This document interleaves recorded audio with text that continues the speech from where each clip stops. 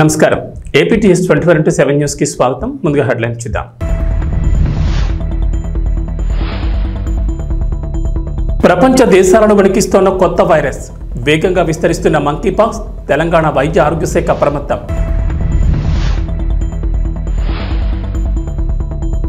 తెలంగాణలో gas cylinder లబ్ధిదారులకు good news. 48 గంటల్లోనే ఖాతాలో సబ్సిడీ డబ్బు జమ చేసినట్లుగా మొబైల్కు మెసేజ్. వైఎస్ఆర్సీపీలో మార్పులు చేర్పులు, పలు నియామకాలు చేపట్టిన వైఎస్ జగన్.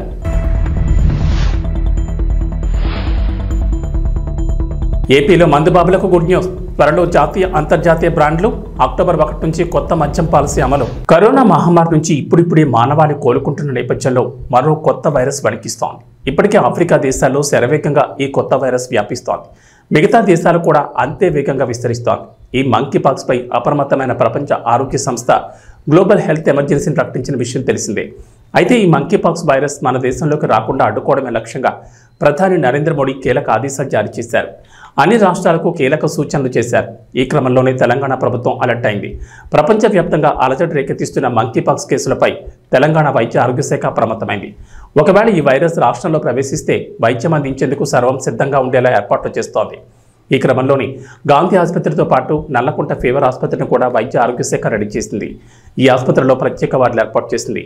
గాంధీ ఆసుపత్రిలో 20 పడకలు కేటాయించగా ఇందులో పురుషులకు 10, మహిళలకు 10 బెడ్లు ఏర్పాటు చేసినట్లు వైద్యులు తెలిపారు. ఫీవర్ ఆసుపత్రిలో 6 పడకలు అందుబాటులోకి తీసుకొచ్చారు. ఇప్పటి వరకు మన దేశంలోకి మంకీ పాక్స్ ఎంటర్ కాకపోయినా అప్రమత్తంగా ఉండడం అవసరమని వైద్యులు చెబుతున్నారు. తెలంగాణలోని గ్యాస్ సిలిండర్ వినియోగదారులకు కాంగ్రెస్ ప్రభుత్వం గుడ్ న్యూస్ వినిపించింది. ఇప్పటికే మహాలక్ష్మి పథకంలో భాగంగా 500 రూపాయలకే సబ్సిడీ గ్యాస్ సిలిండర్లు అందజేస్తోంది. అయితే 500 రూపాయలు మినహా వినియోగదారుడు ఏజెన్సీకి చెల్లించిన మిగతా మొత్తానికి వినియోగదారుని అకౌంట్లోకి 48 గంటల్లోనే జమ అయ్యేలా చర్యలు తీసుకోవాలని ఆయా ఏజెన్సీలకు ఆదేశాలు జారీ చేసింది. జమ చేయడమే కాకుండా చేసినట్లుగా మెసేజ్ కూడా పంపించాలని సూచించింది. తెలంగాణలోని గ్యాస్ సిలిండర్ల లబ్ధిదారులకు రేవంత్ రెడ్డి సర్కార్ శుభవార్త వినిపించింది. మహాలక్ష్మి పథకంలో భాగంగా 500 రూపాయలకే సబ్సిడీ గ్యాస్ సిలిండర్ హామీని అమలు చేస్తున్న విషయం తెలిసిందే. అయితే ఈ పథకంలో ముందుగా గ్యాస్ సిలిండర్కు పూర్తి నగదు చెల్లిస్తే ప్రభుత్వం సబ్సిడీ డబ్బులను లబ్ధిదారుల ఖాతాలో జమ చేస్తుంది. అయితే ఆ సబ్సిడీ పైసలు ఎప్పుడు పడతాయన్నది క్లారిటీ లేకపోవడంతో ప్రజల్లో ఆందోళన నెలకొంది.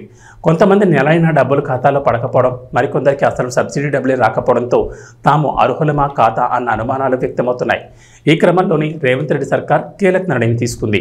ఆంధ్రప్రదేశ్ ప్రభుత్వం కీలక నిర్ణయం తీసుకుంది. బీసీలకు మరోసారి చేయూతనివ్వాలని భావిస్తోంది. ఎన్నికల సమయంలో ఇచ్చిన హామీ మేరకు బీసీ కార్పొరేషన్ ద్వారా వెనుకబడిన తరగతుల వారికి జీవనోపాధి కల్పనకు స్వయం ఉపాధి రుణ పథకం అమలు చేయనుంది. ఈ మేరకు బీసీ సంక్షేమ శాఖ అధికారులు ప్రతిపాదన సిద్ధం చేయగా గతంలో 50% రాయితీతో గరిష్టంగా 2 లక్షల వరకు ఆర్థిక భరోసా ఇచ్చింది. ఇప్పుడు ప్రభుత్వం 5 లక్షలకు పెంచి 3 స్లాబుల్లో అందించాలని నిర్ణయం తీసుకున్నారు. అయితే ఈ రుణ పథకానికి సంబంధించి ప్రతి స్లాబ్లోనూ లబ్ధిదారులు తమ వాటాగా 10% చెల్లించాల్సి ఉంటుంది. రాష్ట్ర ప్రభుత్వం 40% రాయితీ ఇచ్చి మిగిలిన 50%ను బ్యాంకు నుంచి రుణంగా మంజూరు చేయిస్తారు. ఇలా ప్రతి ఏటా 1.25 లక్షల మంది బీసీలకు స్వయం ఉపాధి యూనిట్ల ఏర్పాటుకు చేయూత అందించాలని ప్రతిపాదనలున్నాయి. దీనికోసం లబ్ధిదారుని వాటా, ప్రభుత్వ రాయితీ, బ్యాంకు రుణం కలిపి ఏడాదికి 3,000 కోట్లు ఖర్చు కానున్నట్లు అధికారులు అంచనా వేస్తున్నారు. ఏపీలో రైలు ప్రయాణికుల్ని అధికారులు అలర్ట్ చేశారు. వచ్చే నెలలో పలు రైళ్లను పాక్షికంగా రద్దు చేసినట్టు తెలిపారు. అలాగే మరికొన్ని రైళ్లను దారి మళ్లించినట్లు ప్రకటించారు. విజయవాడ రైల్వే డివిజన్ పరిధిలో సాంకేతిక పనుల దృష్ట్యా ఈ నిర్ణయం తీసుకున్నట్లు చెప్పారు. వచ్చే నెల 2 నుంచి 29 వరకు మార్పులు అమల్లో ఉంటాయన్నారు. ప్రయాణికులు ఈ విషయాన్ని గమనించాలని సూచించారు రైల్వే అధికారులు. ఆంధ్రప్రదేశ్లో రైలు ప్రయాణికులకు ముఖ్యమైన గమనికని చెప్పారు. సెప్టెంబర్ 2వ తేదీ నుంచి 29 వరకు విజయవాడ డివిజన్లో పలు రైళ్లను పాక్షికంగా రద్దు చేశారు. కొన్ని రైళ్లు దారి మళ్లిస్తున్నారు. సాంకేతిక పనుల దృష్ట్యా ఈ నిర్ణయం తీసుకున్నట్లు విజయవాడ రైల్వే అధికారులు ఒక ప్రకటనలో తెలిపారు. మచిలీపట్నం విజయవాడ రామవరపాడు మధ్య పాక్షికంగా రద్దు చేశారు. అలాగే విజయవాడ మచిలీపట్నం, నర్సాపూర్ విజయవాడ మచిలీపట్నం విజయవాడ భీమవరం జంక్షన్, మచిలీపట్నం విజయవాడ నర్సాపూర్ రైళ్లను విజయవాడ రామవరపాడు మధ్య రద్దు చేశారు. వైఎస్ఆర్ కాంగ్రెస్ పార్టీకి సంబంధించి అధినేత వైఎస్ జగన్మోహన్ రెడ్డి పలు నియామకాలు చేపట్టారు. పార్టీ ప్రధాన కార్యదర్శులుగా మాజీ ఎమ్మెల్యే గడికోట శ్రీకాంత్ రెడ్డి, మాజీ ఎమ్మెల్సీ వేంపల్లి సతీష్ రెడ్డి, మాజీ ఎమ్మెల్యే చివరెడ్డి భాస్కర్ రెడ్డి నియమించారు. అలాగే కొన్ని అనుబంధ విభాగాలు కూడా నియామకాలు చేశారు. వైఎస్ఆర్సీపీ యువజన విభాగం అధ్యక్షుడిగా మాజీ ఎమ్మెల్యే జక్కంపూడి రాజా నియమించారు. BCCL MLC Ramesh Yadav, SCCL మాజీ ఎమ్మెల్యే టీజీఆర్ సుధాకర్ బాబు, చేనేత విభాగం కంచి చిరంజీవి, విద్యార్థి విభాగం పానుగంటి చైతన్యం నియమించారు. ఆంధ్రప్రదేశ్ ఎన్నికల్లో ఘోర ఓటమి తర్వాత వైఎస్ఆర్సీపీలో మార్పులకు శ్రీకారం చుట్టారు అధినేత వైఎస్ జగన్మోహన్ రెడ్డి. పార్టీలో కొన్ని మార్పులు చేర్పులు చేపట్టారు. పలువురికి కీలక బాధ్యతల్ని అప్పగించారు. వైఎస్ఆర్సీపీ రాష్ట్ర ప్రధాన కార్యదర్శులుగా మాజీ ఎమ్మెల్యే గడికోట శ్రీకాంత్ రెడ్డి, మాజీ ఎమ్మెల్యే చెవిరెడ్డి భాస్కర్ రెడ్డి, మాజీ ఎమ్మెల్సీ వేంపల్లి సతీష్ రెడ్డిలను నియమించారు. ఈ ముగ్గురు నేతలకు రాష్ట్రంలో కొన్ని జిల్లాల్లో పార్టీని సమన్వయం చేసే బాధ్యతలు అప్పగించే ఆలోచనలో ఉన్నారు జగన్. ఏపీలో మందుబాబులకు మంత్రి కొల్లు రవీంద్ర శుభవార్త చెప్పారు. గత ప్రభుత్వ హయాంలో రాష్ట్రం నుంచి వెళ్లిపోయిన జాతీయ అంతర్జాతీయ మద్యం బ్రాండ్లను త్వరలో అందుబాటులోకి తీసుకొస్తామని ప్రకటించారు. మంత్రి రవీంద్ర అమరావతి సచివాలయంలో confederation of Indian alcoholic beverages కంపెనీలు, గ్రెయిన్ బేస్డ్ డిస్టిలరీస్ అసోసియేషన్ ప్రతినిధులతో సమావేశమయ్యారు. మంత్రి స్టిల్లరీలు, మద్యం బ్రాండ్ల కంపెనీలతో వేర్వేరుగా సమావేశాలు నిర్వహించారు. రాష్ట్రంలో వినియోగదారులు కోరుకునే బ్రాండ్లన్నీ అందుబాటులో ఉంచుతామని మంత్రి తెలిపారు. గ్రెయిన్ బేస్డ్ డిస్టిలరీలు ఉత్పత్తి చేసే మద్యాన్ని విదేశాలకు ఎగుమతి చేసి అవకాశం కల్పించాలని అసోసియేషన్ ప్రతినిధులు కోరగా మంత్రి రవీంద్ర అంగీకరించారు. రాష్ట్రంలో నూతన మద్యం పాలసీని అక్టోబర్ 1 నుంచి తీసుకొస్తున్నామని మంత్రి తెలిపారు. ఎంఎన్సీలకు చెందిన పాపులర్ బ్రాండ్లను అందుబాటులో ఉంచుతామన్నారు. ఏపీలో నూతన మద్యం పాలసీపై ప్రభుత్వం కసరత్తు చేస్తోంది. రాష్ట్రంలో కొత్త మద్యం పాలసీ రూపకల్పనకు వివిధ రాష్ట్రాల్లో అధ్యయనం చేసింది. అధికారులతో 4 బృందాలను 6 రాష్ట్రాల అధ్యయనం కోసం వెళ్లారు. ఒక్కో బృందంలో 3 చొప్పున అధికారులు ఉన్నారు. వీరు తెలంగాణ, కర్ణాటక, తమిళనాడు, కేరళ, రాజస్థాన్, ఉత్తరప్రదేశ్లో పర్యటించారు. ఆయా రాష్ట్రాల్లోని ఎక్సైజ్ పాలసీతో పాటు వివిధ అంశాలపై అధ్యయనం చేశారు. ఈ మేరకు ఎక్సైజ్ శాఖ కొత్త మద్యం పాలసీ, ప్రొక్యూర్మెంట్ పాలసీపై కార్యాచరణ చేపట్టింది. ఆర్ఓఆర్ చట్టంపై తెలంగాణ లైసెన్స్డ్ సర్వేయర్స్ అసోసియేషన్ హైదరాబాద్లో నిర్వహించిన చర్చా వేదిక సమావేశం ముగిసింది. నూతన ఆర్ఓఆర్ చట్టం 2024 ముసాయిదాలు, లైసెన్స్డ్ సర్వేయర్ల ఆవశ్యకతపై నాంపల్లి ఫ్యాప్సీ భవన్లో చర్చా సమావేశం నిర్వహించారు. రాష్ట్ర వ్యాప్తంగా ఉన్న సర్వేయర్లు పెద్ద సంఖ్యలో తరలివచ్చారు. ఈ కార్యక్రమంలో సీఎంఆర్ఓ ప్రాజెక్టు డైరెక్టర్ లచ్చిరెడ్డి, భూమి సునీల్ తదితర అధికారులు పాల్గొన్నారు. రాష్ట్ర ప్రభుత్వం ప్రవేశపెట్టిన ఆర్ఓఆర్ చట్టంలో లైసెన్స్డ్ సర్వేయర్లకు చట్టబద్ధ కల్పించాలని అసోసియేషన్ రాష్ట్ర అధ్యక్షుడు వరప్రసాద్ కోరారు. అదేవిధంగా సర్వేయర్స్ యొక్క ఆవశ్యకతను సబ్ రిజిస్ట్రార్ అనుసంధానం చేసి వారి యొక్క సేవలను ప్రభుత్వం వినియోగించుకోవాలని కోరారు. ప్రభుత్వానికి, రైతులకు మీ సేవలు చాలా అవసరం ఉందని, సర్వేయర్స్ కు ప్రత్యేక స్థానం ఉంటుందని ధరణి కమిటీలో ఉన్న సభ్యులు సునీల్ చెప్పినట్లు గుర్తు చేశారు. దీనిపై ఈ రోజు వరకు ప్రజల అభిప్రాయాలను సేకరించాలన్న రాష్ట్ర ప్రభుత్వ సూచన మేరకు ఈ సమావేశం నిర్వహించినట్లు వెల్లడించారు. ముఖ్యమంత్రి రేవంత్ రెడ్డికి చేరే విధంగా తమ సమావేశం విజయవంతమైందన్నారు. అలాగే తమ డిమాండ్లను గుర్తించి ముఖ్యమంత్రి తమకు న్యాయం చేయాలని కోరారు. అదేవిధంగా సీఎంఆర్ఓ ప్రాజెక్ట్ డైరెక్టర్ లచ్చిరెడ్డి గారు, అదేవిధంగా తాలీం director principal and director Devadas sir గారు, అదే రిటైర్డ్ ఎంఆర్ఓ బాదాస్ సార్ గారు, అదే రిటైర్డ్ జేసీ గారు, అదేవిధంగా టీఎన్జిఎస్ మాజీ ఎక్స్ ప్రెసిడెంట్ గారు, అదేవిధంగా చాలా మంది ముఖ్య అతిథులు వేదికపైకి ఈరోజు రావడం జరిగింది. అయితే లైసెన్స్ సర్వేల యొక్క ప్రధానమైనటువంటి ఉద్దేశం ఏంటంటే నూతన ఆర్ఓఆర్ చట్టం లోపల లైసెన్స్ సర్వేలకు చట్టబద్ధత కల్పించాలి. అదేవిధంగా లైసెన్స్ సర్వేల యొక్క ఆవశ్యకతను సబ్ రిజిస్ట్రార్లకు అనుసంధానం చేసి వారి యొక్క సేవలను గవర్నమెంట్ వినియోగించుకోవాలన్నదే మా యొక్క ప్రధానమైనటువంటి విన్నపము. ఈ విన్నపానికి కొరకు ఇది ఆల్రెడీ గవర్నమెంట్ గుర్తించి ధరణి కమిటీ లోపల ఉన్నటువంటి సభ్యులు ఎవరైతున్నారో భూమి సునీల్ గారే ఈరోజు ఈ సభకు ఇచ్చేసి మాకు ఒక భరోసానిచ్చిపోయారు. తప్పకుండా నూతన ఆర్ఓఆర్ చట్టం లోపల మీకు ఒక ప్రత్యేకమైన స్థానం ఉంటుంది. ప్రభుత్వానికి కానీ, ఇటు ప్రజలకు కానీ, రైతులకు కానీ మీ యొక్క సేవలు చాలా అవసరం ఉంది, ఆవశ్యకత ఉంది అని చెప్పేసి సభాముఖంగా చెప్పి వెళ్లారు. అదేవిధంగా ఇక్కడికి వచ్చిన ప్రతి ఒక్క అతిథి మా యొక్క ఆవశ్యకతను గుర్తించి మా యొక్క గొప్పతనాన్ని ఈరోజు మీడియా ద్వారా కానీ సమాజంకి సమావేశం ద్వారా చెప్పిరారు. ఈ యొక్క ఆర్ఓఆర్ చట్టం ఈ నెల 23 తారీఖు వరకు ప్రజల అభిప్రాయాన్ని సేకరించాలని చెప్పి ఒక తేదీనిచ్చారు. ఆ తేదీ లోపల మేము యొక్క సమావేశం నిర్వహించి ఈ ప్రభుత్వానికి, ముఖ్యమంత్రికి చేరే విధంగా మేము యొక్క ఈ సమావేశం నిర్వహించాము. ఈ సమావేశాన్ని ఈరోజు చాలా విజయవంతంగా పూర్తి చేసినాము. ఈ విషయాన్ని మీడియా ద్వారా ఇటు విషయాన్ని ముఖ్యమంత్రి గారి దృష్టికి, ప్రభుత్వం దృష్టికి తీసుకుపోవాల్సిందిగా మిత్రులకు విన్నపం చేస్తున్నాం. జిల్లాలోని అన్ని గ్రామ పంచాయతీల్లో ఈ నెల ఒకే రోజు నిర్వహించే గ్రామ సభలను విజయవంతంగా నిర్వహించాలని, ప్రతి గ్రామ సభకు ఒక ప్రత్యేక అధికారిని నియమించామని, సదరు గ్రామ సభలో స్వర్ణ గ్రామంగా తయారవడానికి గ్రామ విజన్ డాక్యుమెంట్ తయారు చేయాలని, పండగ వాతావరణంలో నిర్వహించాలని జిల్లా కలెక్టర్ డాక్టర్ ఎస్ వెంకటేశ్వర్ అధికారులను ఆదేశించారు.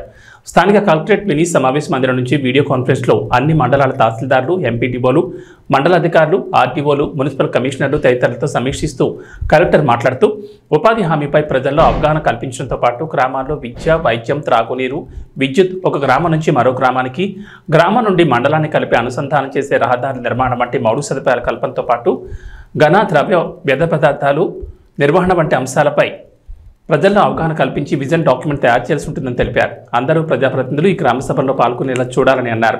ఈ సమావేశంలో జిల్లా పంచాయతీ అధికారిని Sushiladevi, deputy CEO Adiseshareddy, PD Thomas Srinivas Prasad, DMNHO Srihari, ఆర్డీఓలు నిశాంత్ రెడ్డి, కిరణ్ కుమార్, రవిశంకర్ రెడ్డి తదితరులు పాల్గొన్నారు.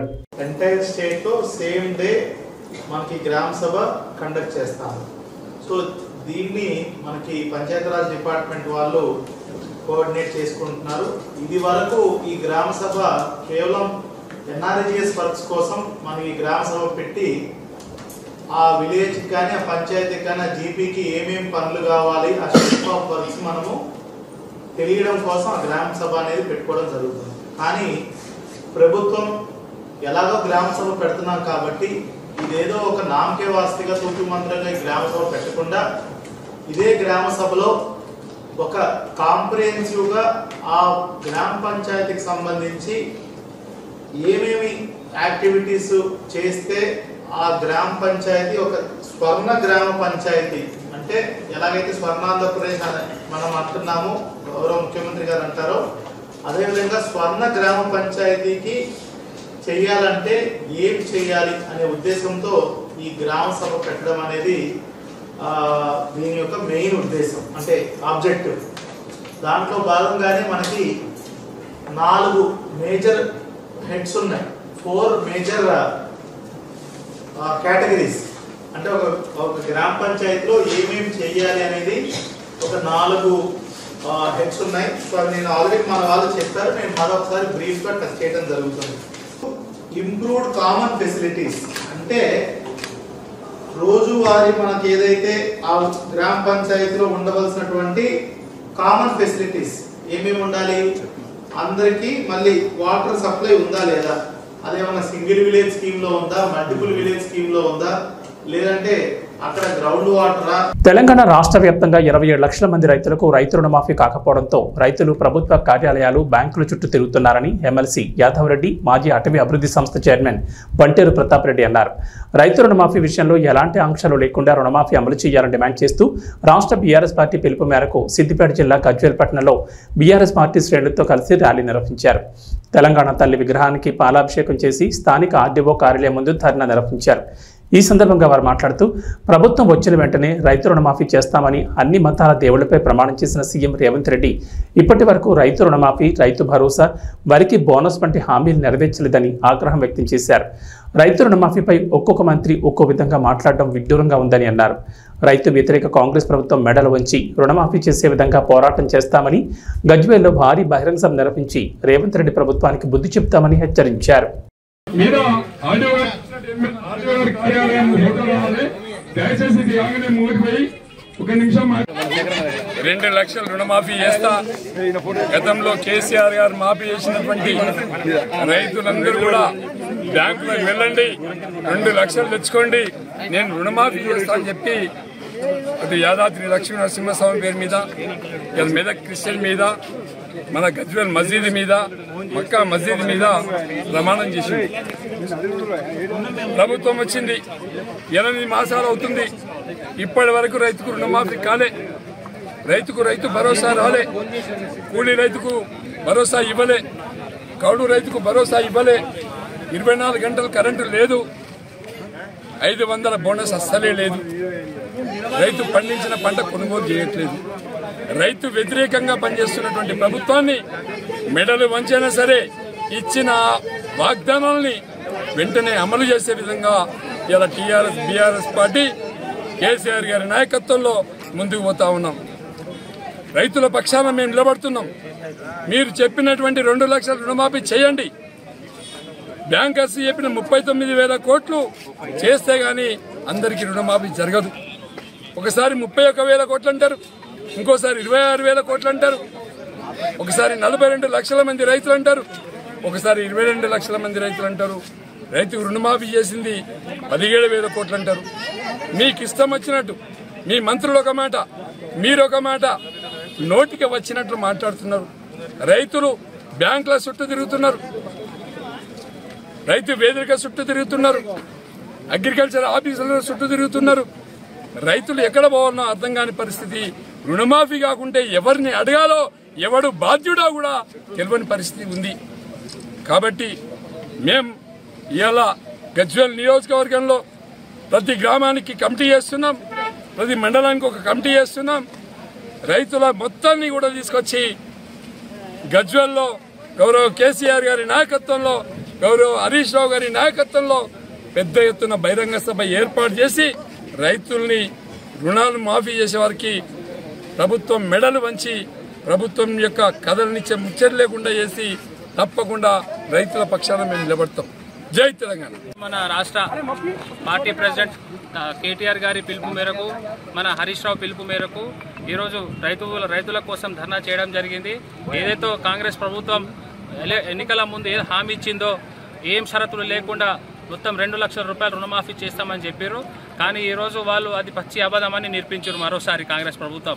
కావున మేమందరం వీడి నుంచి ఒకటే డిమాండ్ చేస్తున్నాం కాంగ్రెస్ ప్రభుత్వానికి, రేవంత్ రెడ్డి గారికి ఏం షరతులు లేకుండా మొత్తం ఉన్న రైతులకు అందరికీ 2 లక్షల రూపాయల రుణమాఫీ చేయాలని ఈ వేదిక ద్వారా తెలియజేస్తున్నాం. అనేక కోరికలు పెట్టుకుంటా, ఆధార్ నంబర్ సరిగా లేవు అనుకుంటా, అనేక రకాలు అనేక చిన్న సిల్లీ రీజన్స్ చెప్పుకుంటా ఈరోజు రైతులకు మీరు ఇబ్బంది పెడుతున్నారు. రైతులకు ఇబ్బంది పెట్టడం సరిది కాదు. అప్పుడు మన కేసీఆర్ పాలన ఉన్నప్పుడు రైతులకు ఎటువంటి ఇబ్బంది పెట్టలే అప్పుడు మన కేసీఆర్ గారు. సో మేము ఒకటే రిక్వెస్ట్ చేస్తున్నాం, ఇక్కడ నుంచి మీరు ఏం షరతులు లేకుండా తక్షణమే మన రైతులకు రుణమాఫీ చేయాలని ఈ వేదిక ద్వారా తెలియజేస్తున్నాను. Thank you. సిద్దిపేట జిల్లా కేంద్రంలోని ఆర్డీఓ కార్యాలయం ముందు బీఆర్ఎస్ పార్టీ ఆధ్వర్యంలో ధర్నా చేపట్టారు. రైతులకు సంపూర్ణ రైతు రుణమాఫీ చేయాలని దీక్షా కార్యక్రమం నిర్వహించారు. ఈ సందర్భంగా బీఆర్ఎస్ నాయకులు మాట్లాడుతూ రాష్ట్ర పార్టీ పిలుపు మేరకు మాజీ మంత్రి సిద్దిపేట ఎమ్మెల్యే హరీష్ రావు ఆదేశాలతో సిద్దిపేట జిల్లా వ్యాప్తంగా సిద్దిపేట, నంగునూరు, చిన్నకోడూరు, నారాయణరావుపేట, దుబ్బాక, గజ్వేళ్లలో రైతు దీక్ష కార్యక్రమం చేపట్టామన్నారు. సీఎం రేవంత్ రెడ్డి ఎన్నికల ముందు ఇచ్చిన హామీ ప్రకారం రాష్ట్రంలో రైతులందరికీ ఎలాంటి ఆంక్షలు లేకుండా 2 లక్షల రుణమాఫీ చేయాలని డిమాండ్ చేశారు. రాష్ట్రంలో కేవలం 40% రైతులకు మాత్రమే రుణమాఫీ జరిగిందన్నారు. రైతు బంధు నిధులను నిలిపివేసి రుణమాఫీకి మళ్లించారని ఆరోపించారు. వెంటనే రైతులందరికీ రుణమాఫీ చేయాలన్నారు. ఈ ధర్నాలో రైతులు, బీఆర్ఎస్ పార్టీ ప్రజాప్రతినిధులు, పార్టీ నాయకులు, అన్ని గ్రామాల పార్టీ అధ్యక్షులు, సోషల్ మీడియా, యూత్, విద్యార్థి నాయకులు పలువురు పాల్గొన్నారు. నాకు 6 ఎకరాలు ఉన్నది, 12 ఎకరాలు ఉన్నది. 12 ఎకరాల కింద ఇప్పుడు 5 ఏళ్ల కింద అప్పు తీసుకున్నా, 6 ఏళ్ల కింద అప్పు తీసుకున్నా. అప్పు తీసుకుంటే మాపు అవుతుంది అన్నాడు. మాపు అవుతుంది అంటే మాపు అవుతలేదు. వీడికి 2 మట్ల పోయినా బ్యాంకు, మా అగ్రికల్చర్ ఆఫీస్కి కూడా పోయినా. మీ మేడం లేదన్నారు. మేడం లేదంటే మేడం తడిపోతే 2,63,000 అప్పు ఉంది. 2,63,000 అప్పు ఉంది. 2,63,000 కడితే నీకు 2 లక్షలు మాపైతాయి అని చెప్పింది. అవి కాలే, ఇవి కాదు, ఇంకేవి కూడా కాలేదు. నా పేరు కనకయ్య, రాచకొండ కనకయ్య, ఎంత చనిపల్లె. రాష్ట్ర పార్టీ పిలుపు మేరకు గౌరవ శాసనసభ్యులు హరీష్ అన్న గారి ఆదేశం మేరకు ఇలా రైతు రుణమాఫీ ఎలాంటి షరతులు లేకుండా అమలు చేయాలని కోరుతూ రైతులమందరం ఇక్కడ ఆర్డీ ఆఫీస్ ముందు దీక్ష కార్యక్రమం చేపట్టడం జరిగింది. ఒకటే డిమాండ్ చేస్తున్నాం రేవంత్ రెడ్డి గారిని.